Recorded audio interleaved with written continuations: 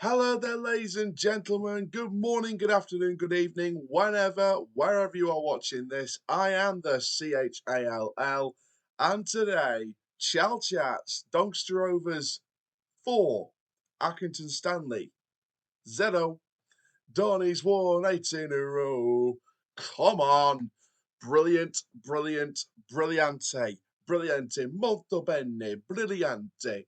Before we get started, make sure you do like, comment, subscribe, click the notification bell so you never miss another YouTube video. We are on the road to 3,000 subscribers and we are so close now to 500,000 views. It is literally teetering on the edge. In fact, I've got the league table in front of me. So while I've got the league table in front of me, I'm also going to check this out. And this is literally, I'm recording this now. I'm recording this in the moment. So you guys know, we are literally about 96,000 views away from 500,000. We are getting there. We are so close now. It's the closest we've been ever. So please, please, please, let's get there as soon as we possibly can. And for now, let's have a look at everything around this game as Doncaster Rovers beat Accrington Stanley by 4-0. First of all, I have to say this, a massive, massive thank you to the Accrington Stanley Supporters Trust for allowing me to interview before and after the game some of its members and some of the fan base as part of the away trip. Shout out to all the Accrington fans. Safe journey. We had a safe journey home. It was great to meet the opposition supporters, and one particular supporter called Ray, who's been supporting Accrington Stanley for 79 years. Um, he did some stuff before the game which didn't make it into the match reaction video because of the wind level, but his fans' thoughts at the end of the game did make it onto a separate video. So massive thank you to Ray for doing that. Um, we got to go into the club shop together. He wants the pin badge. Got to give him the pin badge and the fridge magnet. I hope it's good. I hope you enjoyed it. Um, and it was an amazing honour to spend some time with Ray. Someone who's been there and done that with Accrington Stanley for so long now, seen so much success, so much lows, and a real legacy supporter, a real legendary supporter. So it was great to speak to Ray, great to speak to young Lucas, great to speak to Adam as well from the Supporters Trust Board. It was great to speak to Desi and Michael and everyone, really. Every one of the Accrington Stanley supporters that I spoke to off camera and on camera. And, for me personally, I feel like there's a great bond with opposition supporters. So from the bottom of my heart, thank you. Can't wait for the Barrow game on Saturday to speak to their supporters. Right then, let's get into the game. Oh my God, we dominated them. There's no two ways about it. Accrington did not turn up in that game. There was a few moments where they tried to build something up and were looking to try and build something going forward, but again, we just completely shut it down.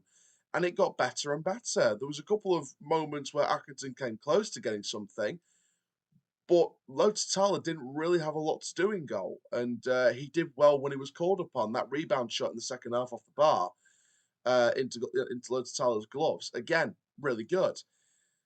Owen Bailey, Jamie Sterry, Luke Molyneux, why man?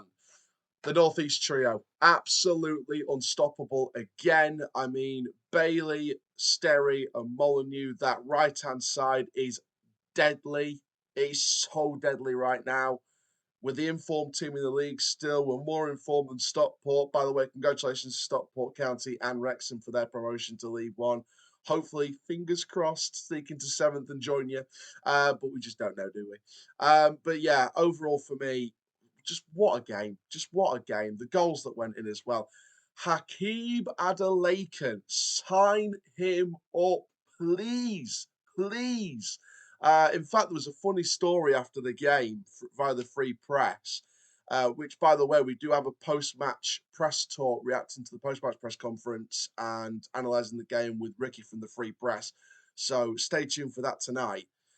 And I think the story. I can't remember off the top of my head exactly what it was, but the story from the Free Press after the game was that I think it was Owen Bailey. I think it was that won the sweepstake for the Grand National, and I think it was Richard Wood that said to put the money towards Anna Lake and staying, something like that. I can't remember exactly what it was, but it was something to do with putting the sweepstake money for the Grand National towards Anna Lake and new contract.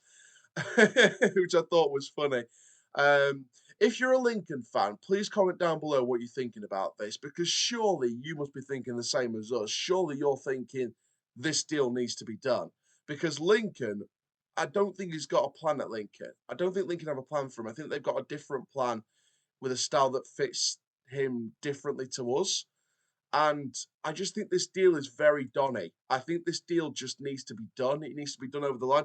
But again, we spoke to Tom Coates with the Yorkshire Post, and we said with him, transfers are very complicated. It's not as black and white as supporters may think it is. There's a lot that goes into it, and there's a U-turn that can happen at any point.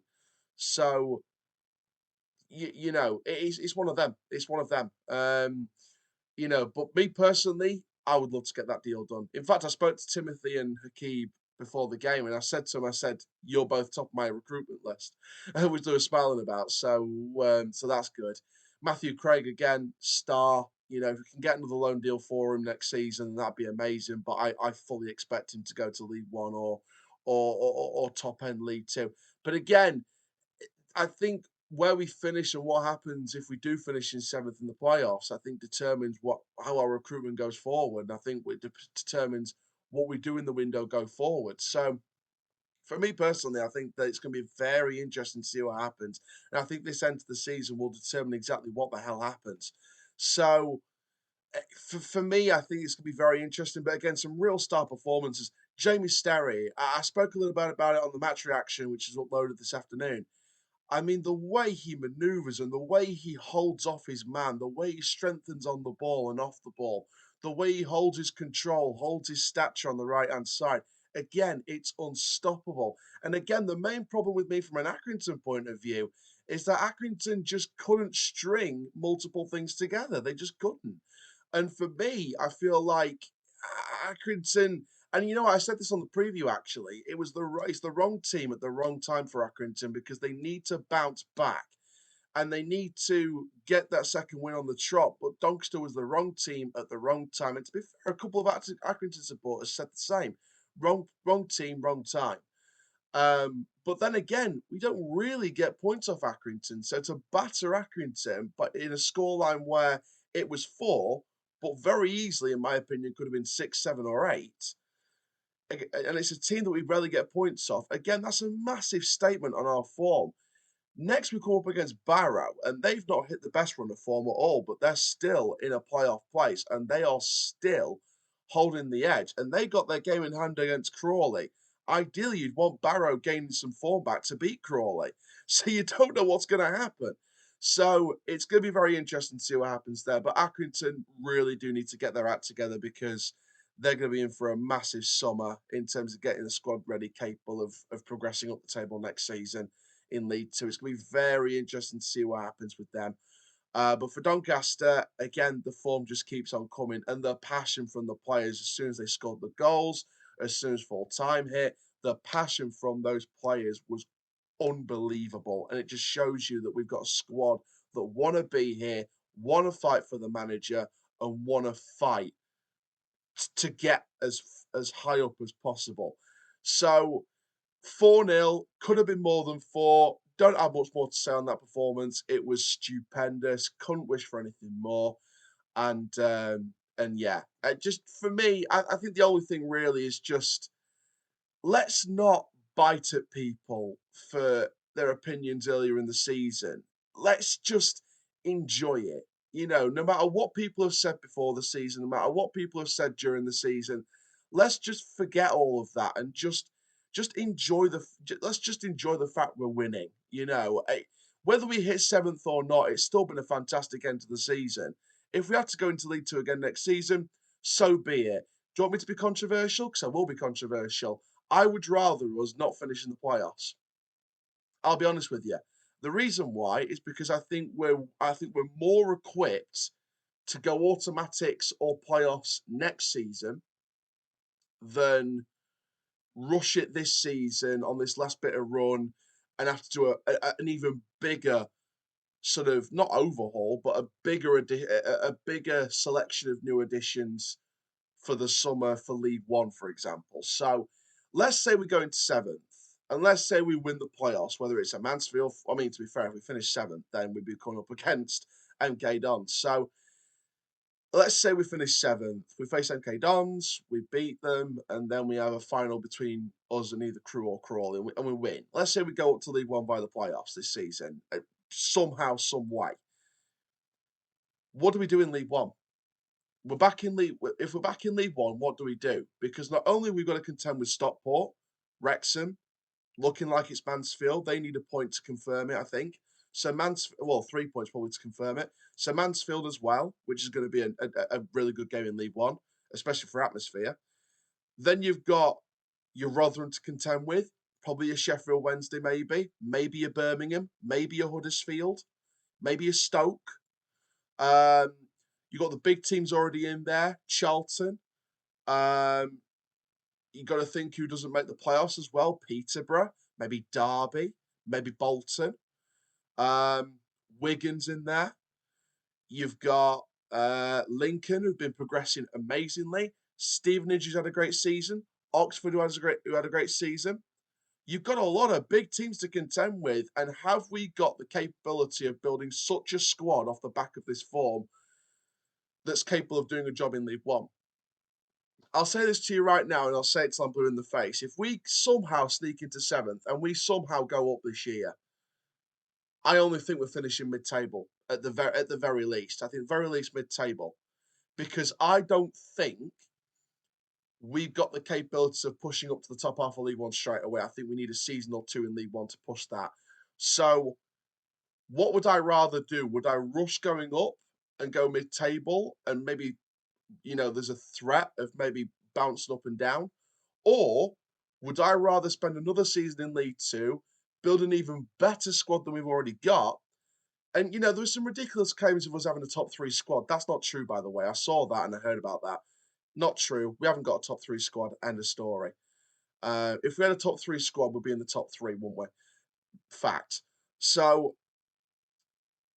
would I rather rush it and bounce up and down mid-table in League One for the first season or two? Or would I rather build a better squad than we already have now, get Molyneux on the dotted line, or get someone even better on the dotted line, get Adelaide signed up, or someone even better on the dotted line, send load to Tyler, same with Craig on loan, couple of other new additions, so 5, 6, maybe 7 new additions, and then literally go for top 3 or top 7 and get there and secure it and have a season like a Leighton Orient, maybe, for example, from last season, or a Stockport or a Wrexham or a Mansfield or an MK Dons, have a season like them next season, and then be better equipped to League One, because you've got the players at that level who've been playing in League Two for the last year or two, who now are playing in League One, and then we would then recruit even more to bring in players that are League One, potentially top half of League One level, or potential to be,